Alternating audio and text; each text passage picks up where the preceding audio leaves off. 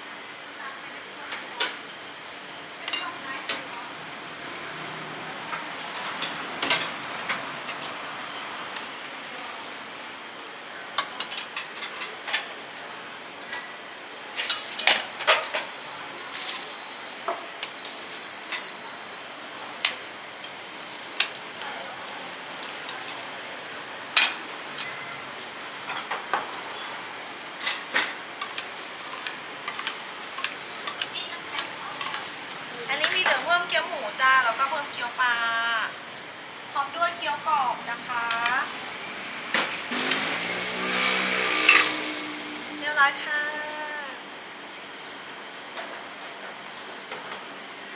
อันนี้เป็นเหลืองต้องปัด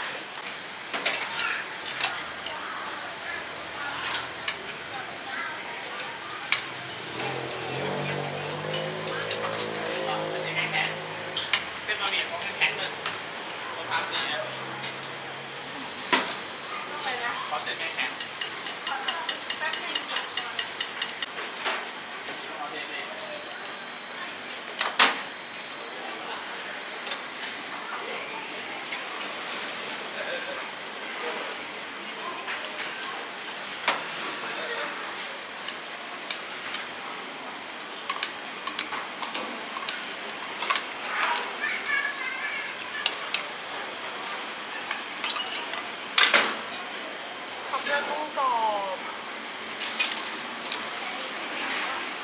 พร้อมเสิร์ฟค่ะโต๊ะ17ค่ะ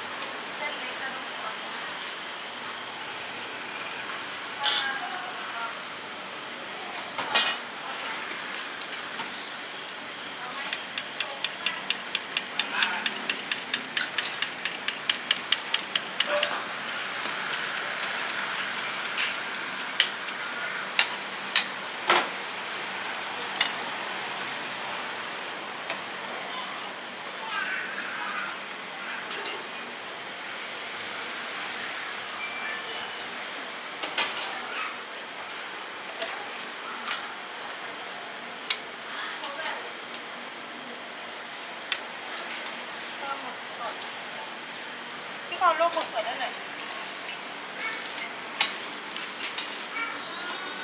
กับหมูกรอบเด้อ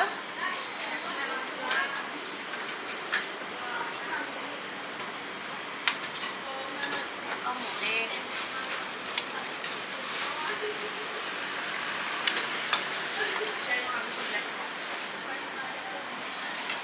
ขอก่อนเดี๋ยวมันต้องมีสดก่อน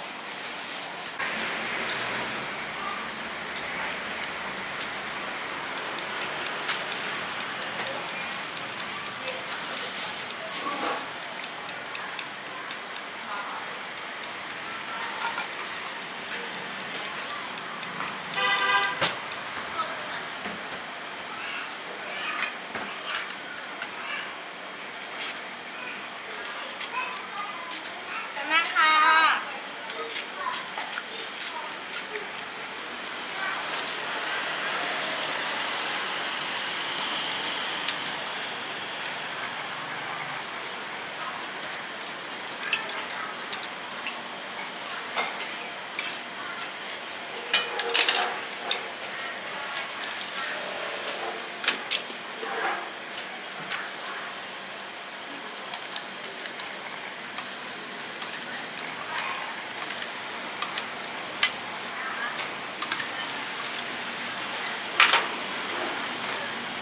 อันนี้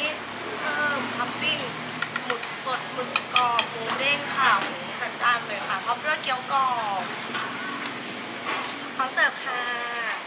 เพิ่มท็อปปิ้งจุกๆเลยโต๊ะไหนคะโต๊ะ41หมูเด้งลวกลวกผักค่ะ